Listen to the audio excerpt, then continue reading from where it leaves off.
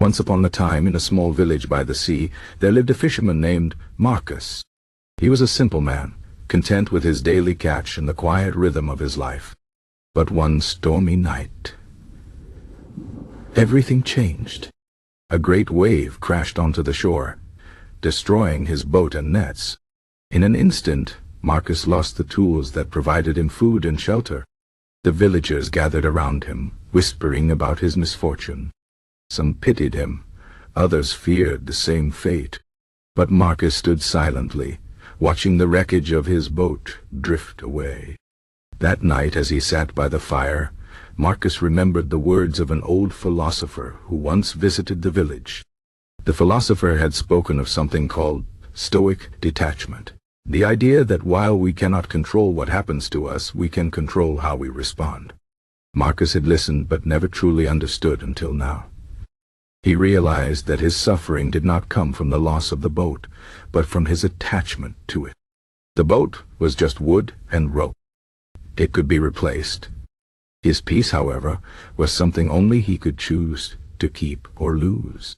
The next morning, instead of despairing, Marcus walked to the shore and began gathering scraps of wood. He worked patiently, day after day, rebuilding what the sea had taken. Some villagers laughed at him, saying the sea would only take it again.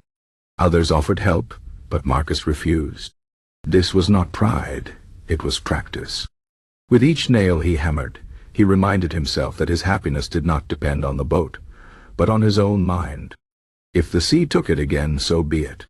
He would build another. Months passed, and Marcus finished his new boat.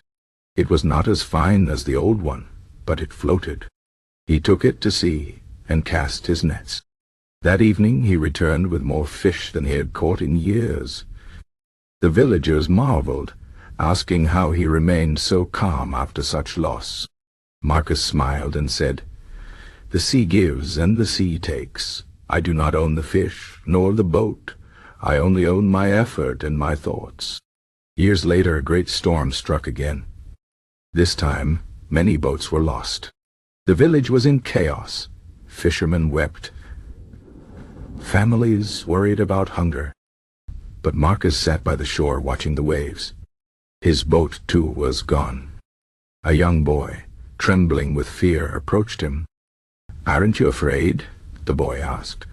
Marcus looked at him and said, "Fear does not bring back the boat. The storm will pass. I will build again." The boy frowned. "But what if you lose it again?" Marcus placed a hand on the boy's shoulder. "Then I will lose it, but I will not lose myself." The boy did not understand at first, but over time he watched Marcus. He saw how the fisherman never celebrated too much when the catch was good, nor wept when it was bad. He saw how Marcus helped others without expecting anything in return. Slowly, the boy began to practice the same detachment. When his father's boat was damaged, he did not cry. He helped repair it. When his friends mocked him for not joining their reckless games, he shrugged and walked away. He realized that his peace was worth more than their approval. One evening, as the sun set over the sea, the boy sat beside Marcus. "I think I understand now," he said. "Stoic detachment is not about not caring. It's about caring for the right things, the things inside us." Marcus nodded. "Yes, the world will take what it will. But our choices, our virtues, our peace, these are ours." The story of Marcus spread beyond the village. Travelers came to listen to the fisherman who had mastered his mind. Some called him a sage. Others dismissed him as a fool. But Marcus remained the same. When praised, he shrugged. When criticized, he smiled. He knew that words like the sea were beyond his control.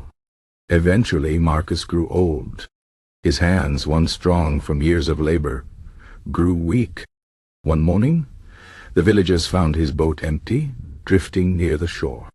Marcus was gone. Some said he had sailed into the horizon. Others whispered that he had simply walked into the sea. But the boy, now a man, knew the truth. Marcus had lived and died with the same quiet detachment. He had left behind no great wealth, no grand legacy. Only the lesson that peace is not found in what we have, but in what we let go. And so, the villagers returned to their lives. Storms still came.